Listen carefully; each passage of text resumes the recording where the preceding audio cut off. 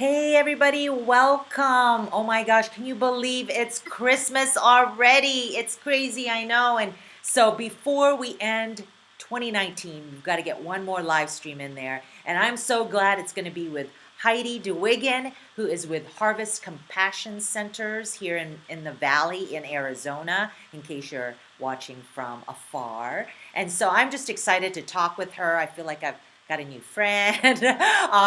And just because of her heart to get parents to really be able to teach their kids about serving. And she just happens to belong to an organization that does that, that really focuses in on that. So, Heidi, welcome. Thank you. Thank you so much for having me, Marissa. Yes, and you do have a new friend. Absolutely. Yeah. And Heidi is the director of operations for the Phoenix Center. Harvest Compassion Centers has three centers right now, serving more than 800 families every month with things like food, clothing, hygiene items, and baby stuff. That is amazing. Tell me more about Harvest Compassion Centers and why you guys care so much. Okay. Well, first off, thank you so much for having us. We're delighted to be here, and we feel very blessed to be able to speak about what we do because we are very passionate about our compassion for others. But yes, so we were founded 15 years ago as Mitchell Swaback Charities. We were founded by the Swaback family, Bob and Gay, and then their daughter, Nicole Thompson. And they wanted to carry on the legacy of their son and brother who tragically lost his life at the young age of 23. So Mitchell Swaback Charities was created. They did some amazing projects in the Chicago area, also in Peru. But when they came to Phoenix, they saw that there was a need with the downturn of the economy, that families were struggling to meet their basic needs. So out of a 400 square foot room in their church, they started giving out food and clothing. So they would collect cans, boxes of non-perishables, and then also clothing donations. They would take them home, wash them, bring them back to church, and then pass them out. So about 9 years later, we now have these amazing centers, and we are Harvest Compassion Center. And again, like you said, we went from serving just a couple people to now 800 families, which equates to thousands of individuals every month. Yeah, that's awesome. And Heidi, I'm sure you guys are super busy having the families come in, especially during the holidays. But Yeah. it's always my heart that it doesn't just happen in the holidays where we're reminded of the people in need and to serve them, during December when everything is so crazy. We should really be, I think, be more intentional as parents and think about ways to serve throughout the year, and you guys happen to have a program that does just that. So I want to really be able to, let's talk about that Sprouts program. Absolutely. So, like you said, the need is all year long. The holidays are extra needs of toys and fun things like that, which we do have our toy drive going on now. But yes, all year long, we do help families meet their basic needs. So we do have a really great program for families, for volunteer families or donor families to come in and to help the center and help the guests. They can either volunteer together as a family or individually, which is a great opportunity to serve and to help our guests in the food and clothing areas. Or they can become members of our amazing Sprouts program, which stands for Small People Reaching Out Unselfishly to Serve. And that teaches our children to be the hands and feet and to help others. So it's kind of a spinoff of our Feed One program. So for $28 a month, a child will do chores or start a side business to raise that money to then donate, which will feed a family for that month. Some examples of kids that do belong to our program, some of their businesses are making dog bandanas and selling them, bath salts, grandma's hot fudge recipe. One little girl was in California on the beach over the summer and set up a lemonade stand and raised over $300. So kids Oh. are very entrepreneurial, very innovative in how they do that. But again, it does teach them to serve. And a lot of them do come into the center and volunteer. And then our coordinator, Lauren, puts together some amazing events throughout the year that they can participate in as well and sell their items too.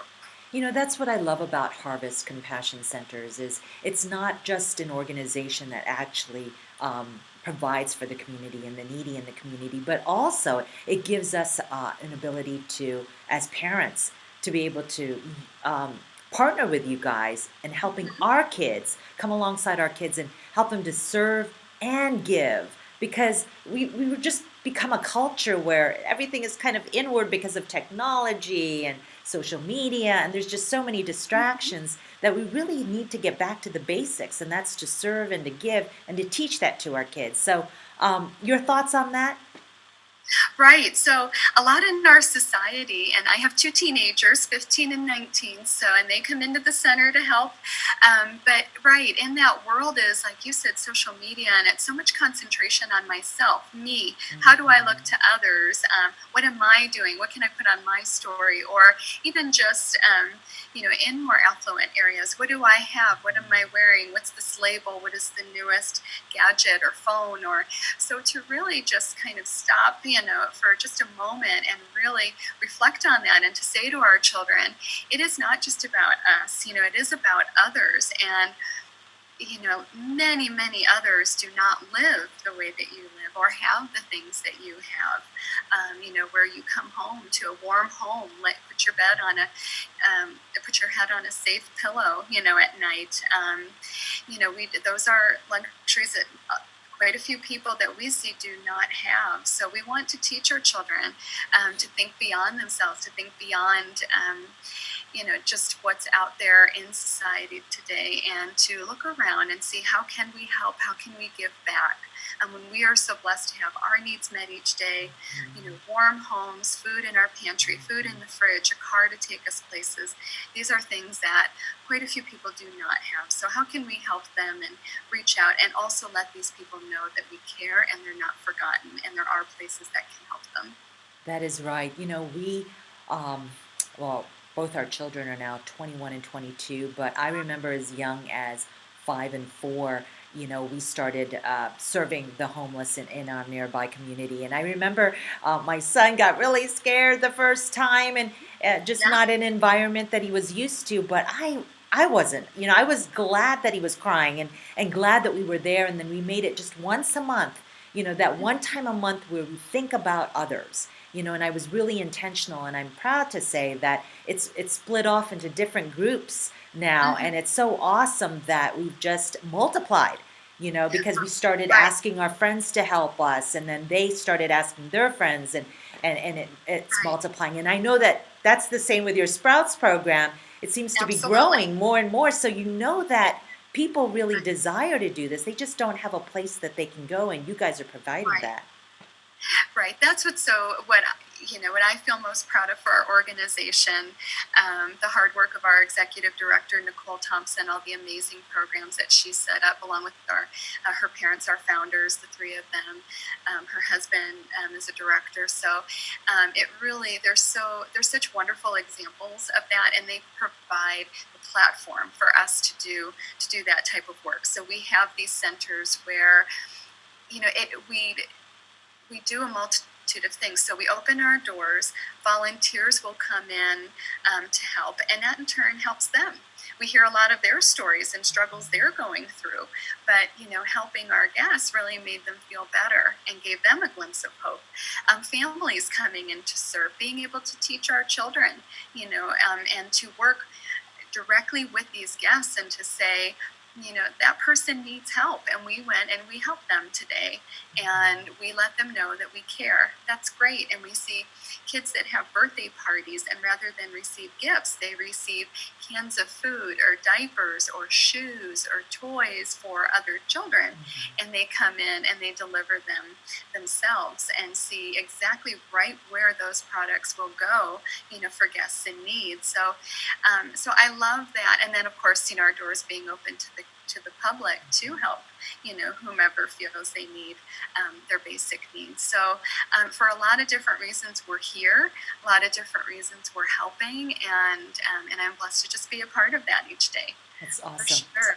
And Heidi, if there was just some tips, as we move forward in 2020 for parents to really consider making this intentional, being able to teach their kids to serve. And by the way, it's not just young kids. Even if, Right, you have teens, it's never too late, right. right?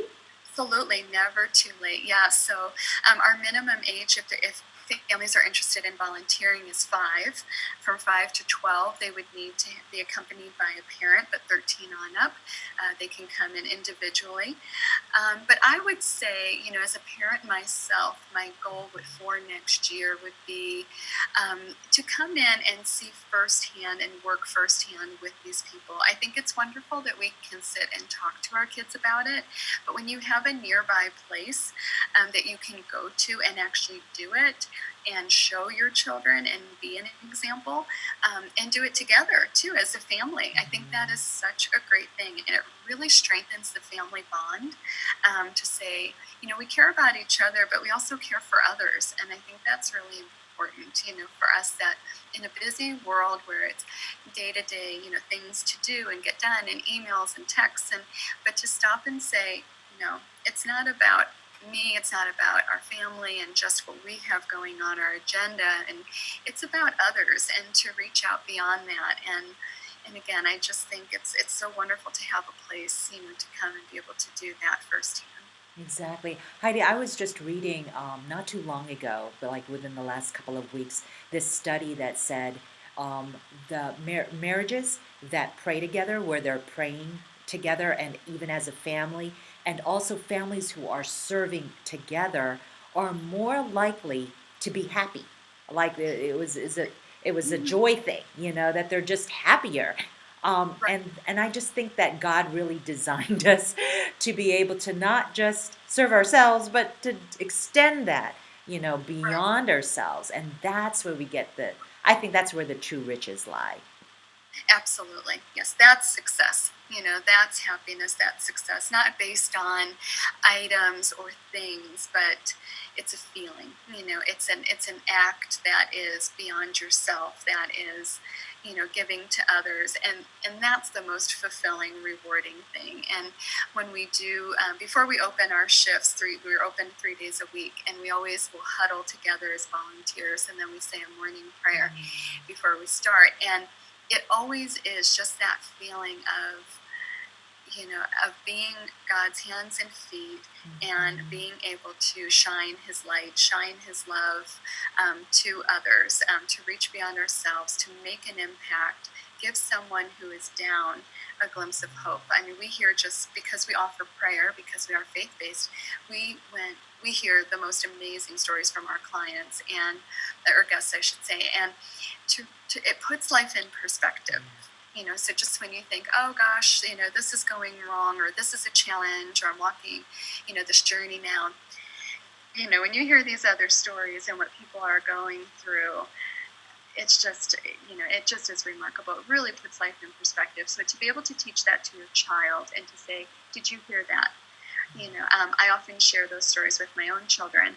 I will call them, my daughter's in college, so I'll call her and I'll say, gosh, I had this person who shared that she's going through this and this and this. Isn't that amazing? Or, if we have a picture that we've had permission to release, and I'll text it to my children and I'll say, this is a picture of a child who is going through this with the family. Or, just to really keep reminding them, there is a need out there, and there are ways we can reach out. So absolutely, it's great to reach beyond ourselves. Mhm. Hmm. Well, you have a very fulfilling job in the fact that you get to serve every single day and you're reminded of that constantly. So how awesome is that? And I love Right, that you pass that on every day. You probably have a multitude of stories that you can share, right, and it's all about the stories, and it's also all about the experiences. So I'm just going to encourage parents out there for 2020 to really make it a goal to have more experiences with your yeah, families, with your kids, with your spouse, and less on stuff, right? Like the stuff, the remodels, the stuff that really doesn't yes, matter in the end. Let's just right, do less focus on that and more intentional focus on our experiences with the people that we love. And so, right. don't you agree? Heidi?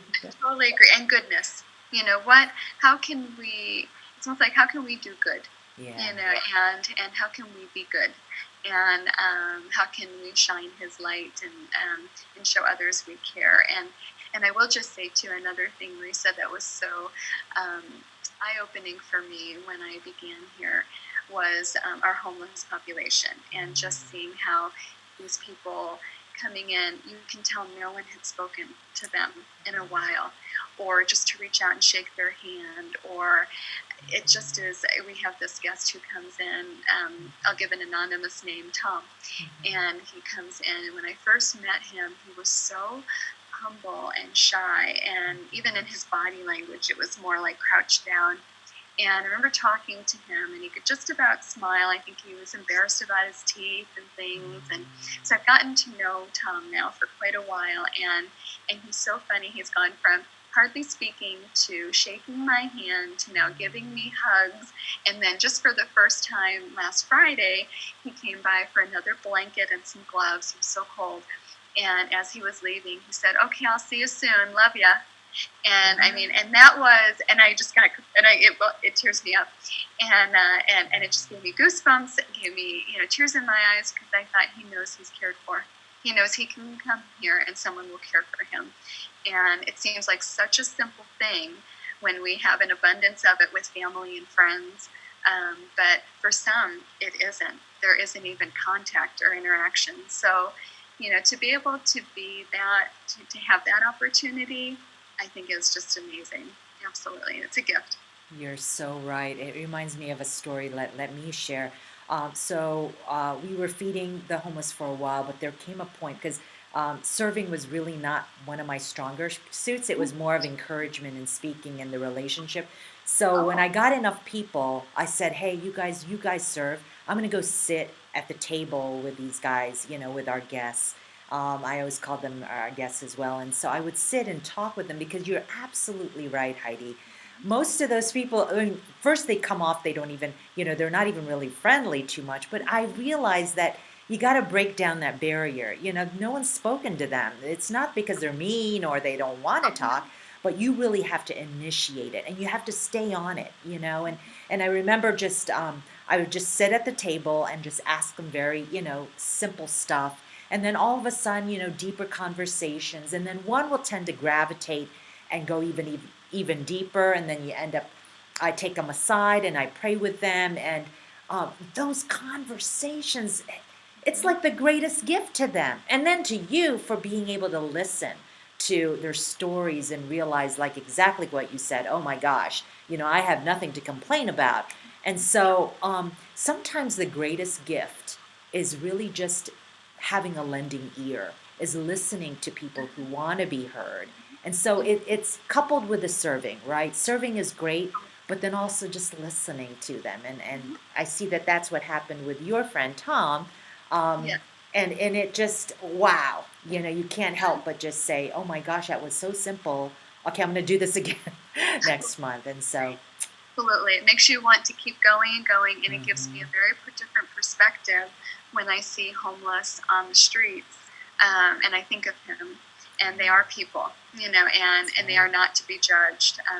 There are many who are not addicts, who are not lazy, who are not, that are down on their luck, So, yeah, so it definitely gives you that eye opening, that, um, yeah, take that extra minute, because it could really make a big difference in somebody's day. Wow. I'm just going to say that again. What you said is powerful. We should really not judge, you know, um, those, who are homeless or addicts or just down and out, who maybe we're Right. not used to, talking to, or we're not used to being surrounded by, because we don't know. We have no idea what's going on or what has happened. Right. Um, Right. yeah, and we're not to judge that. Oh, such a powerful reminder. Thank you, Heidi. Absolutely. And Paul Thompson, our director of our Maryville Center, says it best in our About Us video is, they're no different than you and me. That's We're right. all the same. And, we just walk different journeys. So, Oh, and I love that. They're, yeah, everybody that comes in, whether they are children, families, other individual volunteers, guests, donors, um, with staff, we are all the same. And, we're all looking for the same care and compassion and love. And, so what is it to take a few minutes and give that, and what a difference that can make in somebody's life, how it can just allow them to take that first step forward in the right direction, or pay it forward to somebody else, or so. Yeah, absolutely. Well, thank you so much, Heidi DeWigan, along with Harvest Compassion Centers, for all that you do for our local community. We appreciate you, and just anybody who's listening or watching, if you want to reach out, Harvest Compassion Centers. They're a nonprofit organization located right here in the Valley with 3 current centers in Maryvale, Chandler, and Phoenix. And gosh, let's do this again, Heidi. Absolutely, this was so much fun. Absolutely, I would love to. And we are so grateful for people like you, Marissa, who support us and allow us to get our word out about what our mission is. And that's to serve the underprivileged in the Phoenix area. So we are just very grateful for this platform, and we thank you for your support. And for all who listen and watched, if they have any questions, we have our website, harvestcompassioncenter.org, or I am the director of our Phoenix Center, and that number is 602-788-2444, and I'd be happy to answer any other questions. That'd be awesome. And I just have to give a shout out to Nicole Thompson, who's the CEO and founder, as well as Lauren Sullivan. Is that the right last name? Correct. Okay. Yes. For the Sprouts program, and I've met, and then Heidi, of course. So those are the only 3 I know. So just a shout out to you guys. Thank you, Marissa. Thank we appreciate it. Thank we you. wish you a happy holiday season. You too. Merry Christmas. And look forward to hopefully working with you again in 2020. Absolutely. I'm going to hold you to that. Thanks. I'm here. Okay, thank you, Marissa. Bye-bye, everybody. Bye-bye.